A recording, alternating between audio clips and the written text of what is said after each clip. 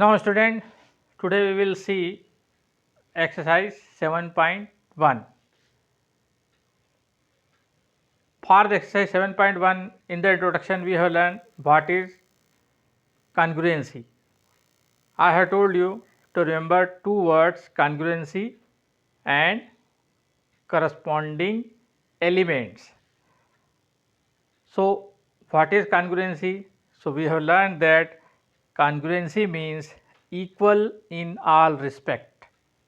If two triangles are congruent, then their corresponding parts are equal, and we learn that corresponding parts are when we superimpose a triangle on another triangle, then the parts which are overlapping each other are called corresponding elements or corresponding parts. So in exercise 7.1 we will learn this thing in different questions. Now in exercise 7.1, question number 1 is fill in the blanks. Two line segment are congruent if, ये already मैं आपको बता चुका हूँ कि दो line segment congruent कब होते हैं, जब उनकी लेंथ सेम होती है. तो we will write if both have same length.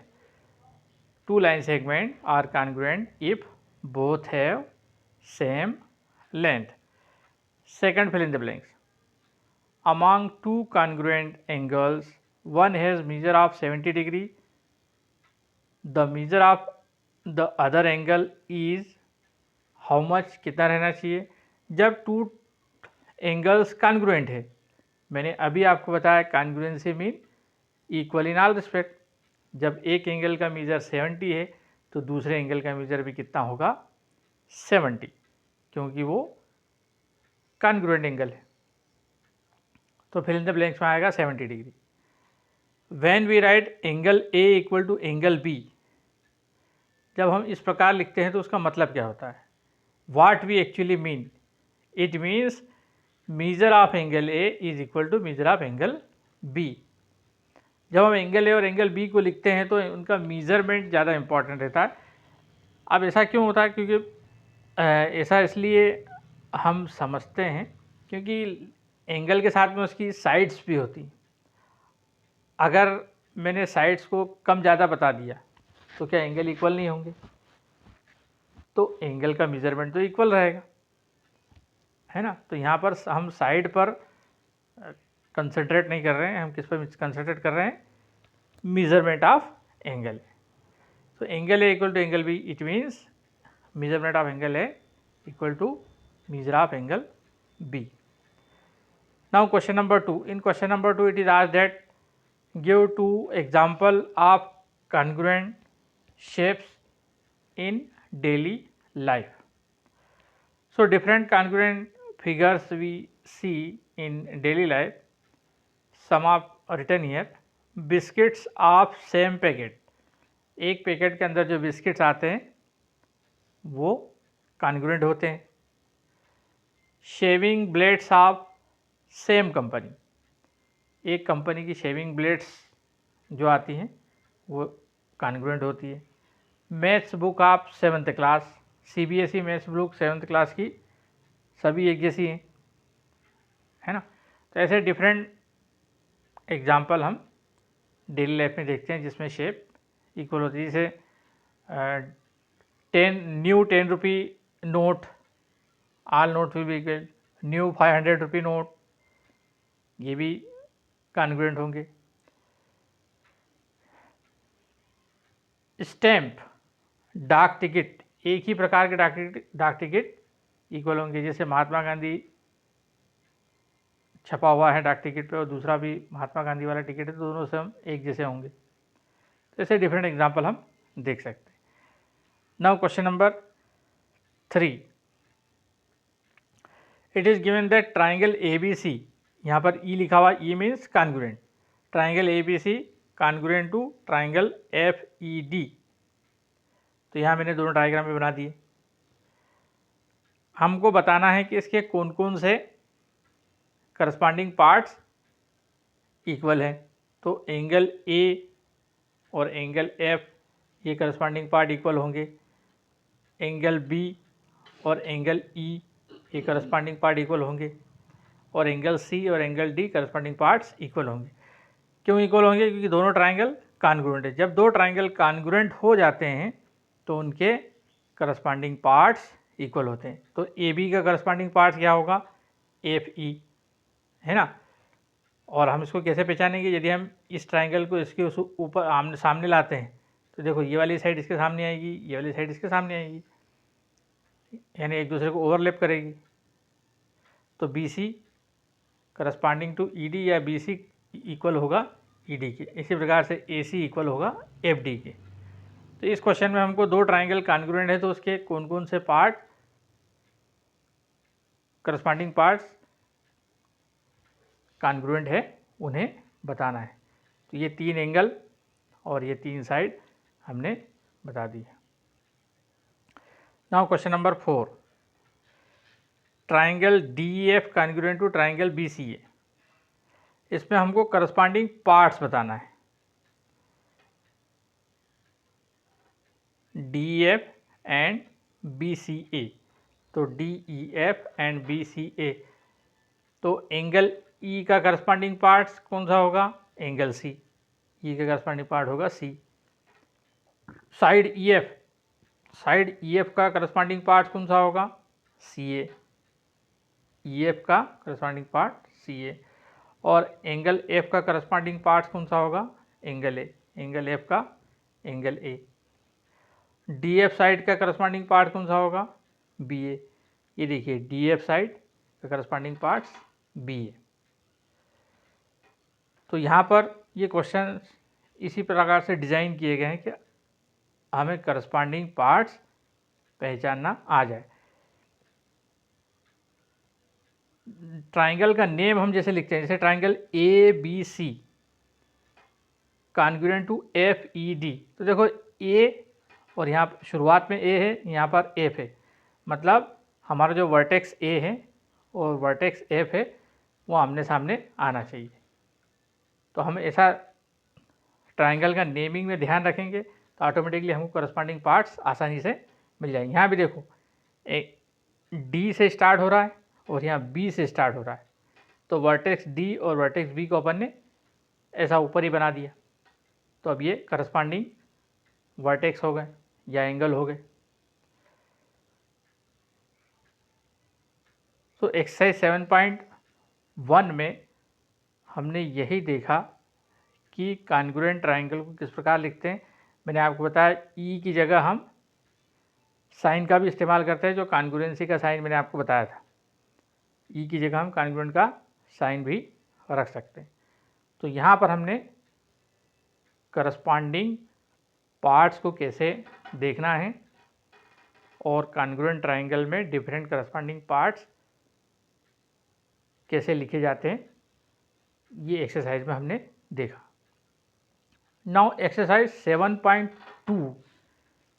In exercise 7.2 in question number 1 जो हमने इंट्रोडक्शन में डिफरेंट कंडीशन सीखी थी, उन कंडीशन को हम कैसे अप्लाई करेंगे, कैसे किसी ट्राइंगल में ढूंढेंगे, ये हमको देखना है। तो कंडीशन हमने कौन कौन सी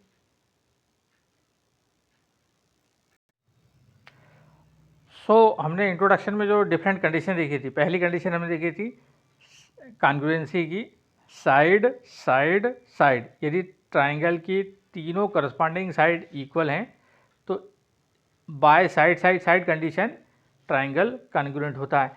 दूसरी कंडीशन हमने देखी थी साइड एंगल साइड, करस्पॉन्डिंग दो साइड और उनके बीच का इंक्लूडेड एंगल, ये कंडीशन देखी थी साइड एंगल साइड। अगर ये कंडीशन है तो भी ट्राइंगल कॉन्ग्रुएंट होता है। फिर तीसरी कंडीशन हमने देखी थी एंगल साइड एंगल, दो एंगल और उनके बीच की इंक्लूडेड साइड, करस्पॉन्डिंग साइड यदि कॉन्ग्रुएंट है तो ट्राइंगल कॉन्ग्रुएंट होता है। और चौथी और लास्ट कंडीशन हमने देखी थी RHS, right hypotenuse and any one side, ये राइट एंगल ट्राइंगल में होती है। तो राइट एंगल इक्वल होना चाहिए और हाइपोटेन्यूज इक्वल होना चाहिए और एनी वन साइड इक्वल होना चाहिए। तो by RHS condition triangle congruent होते हैं। तो एक्सरसाइज 7.2 में इसी कंडीशन को अप्लाई करने वाले क्वेश्चन है। C question number 1, it is given that AC is equal to DF, AB is equal to D और BC is equal to EF। ये दो डायग्राम दिए हुए हैं, ABC और DEF। इसमें देखो AC और DF हमको इक्वल दिया हुआ है और AB और D, AB और D और BC और EF, तो ये तीनों करस्पॉन्डिंग साइड्स हैं। तो यहाँ कौन सी कंडीशन लगेगी? यहाँ तीनों करस्पॉन्डिंग साइड इक्वल हैं, इसलिए साइड साइड साइड कंडीशन से triangle ABC congruent to triangle DA। यहाँ पर देखो मैंने कॉन्ग्रुएंसी का साइन बनाया हुआ है, triangle ABC congruent to triangle DA। Now question number B, दो ट्राइंगल के डायग्राम हमको दिए हैं। अब यहाँ पर देखो, अभी तक हम सीधे सीधे डायग्राम बना थे, यहाँ पर डायग्राम एक ऐसा बना हुआ है, एक थोड़ा सा तिरछा बना हुआ है, लेकिन हमको इसमें प्रॉपरली ढूंढकर कौन सी कंडीशन लगेगी वो लगाना है। तो ZX इजिकल टू RP, देखो ये ZX इजिकल टू RP, ये दोनों करस्पॉन्डिंग साइड इक्वल दे दी। RQ इजिकल टू ZY, ये RQ इजिकल टू ZY, ये जिसमें डैश लगा हुआ है, ये दो साइड इक्वल है।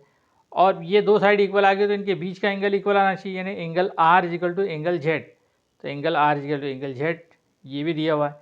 इट मीन्स यहाँ पर साइड एंगल साइड, ये दोनों साइड, ये दोनों एंगल और ये वाली साइड, तो साइड एंगल साइड कंडीशन से दोनों ट्राइंगल कॉन्ग्रुएंट होंगे।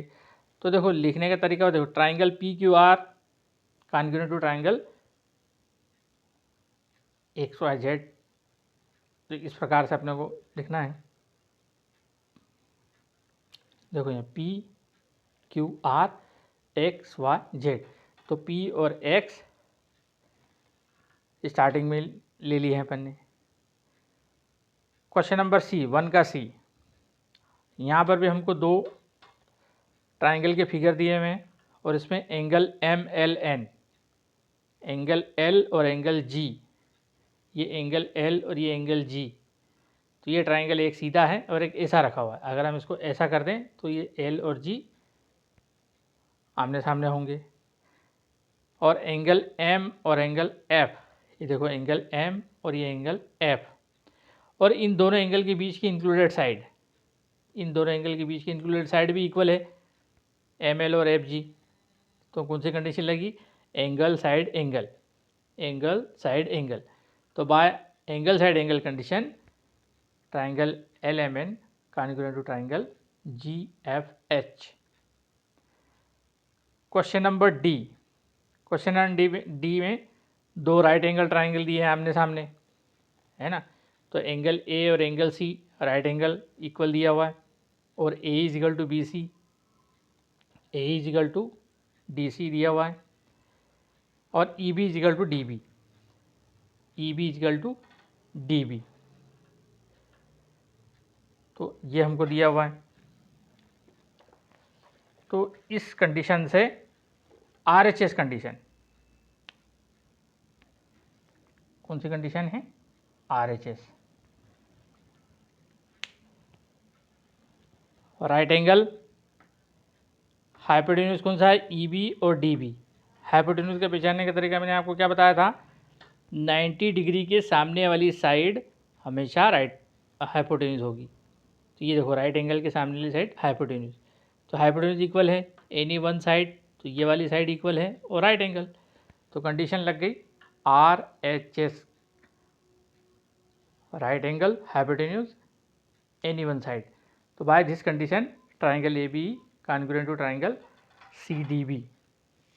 तो इन चारों क्वेश्चन में हमने चारों कंडीशन कैसे ढूंढना है ये देखा। तो दो ट्राइंगल आपको दिए हुए हैं और ऐसी कंडीशन दी है कि ये कौन सी कंडीशन से कॉन्ग्रुएंट है, तो हमको देखना है कौन से करस्पॉन्डिंग पार्ट्स इक्वल आ रहे हैं, उसके हिसाब से कंडीशन बता देना है। अगर साइड साइड आ रहे हैं तो इस प्रकार लिखेंगे, साइड एंगल साइड आ रहा है इस प्रकार लिखेंगे।